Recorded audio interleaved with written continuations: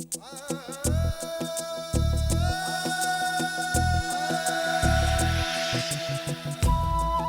Guys, അപ്പോൾ നമ്മൾ ഇന്ന് അത്തമാണ്.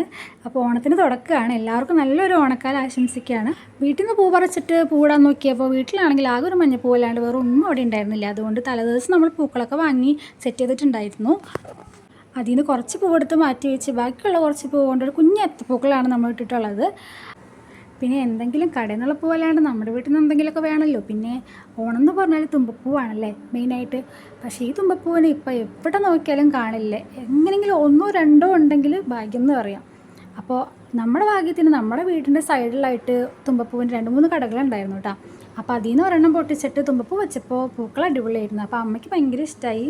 അമ്മ പറഞ്ഞു തുമ്പപ്പൂവിൻ്റെ ഒരു കുറച്ചെങ്കിലും അവിടെ വെക്കണം, നമ്മൾ പൂക്കൾ ഇട്ട് കഴിഞ്ഞാൽ. ഇതാണ് നമ്മുടെ ഇന്നത്തെ പൂക്കളെന്ന് പറയുന്നത്. ഇനി വരും ദിവസങ്ങളിൽ നമ്മൾ പൂക്കളത്തിൻ്റെ ബാക്കി വിശേഷങ്ങൾ പറയുന്നതായിരിക്കും. Okay, by.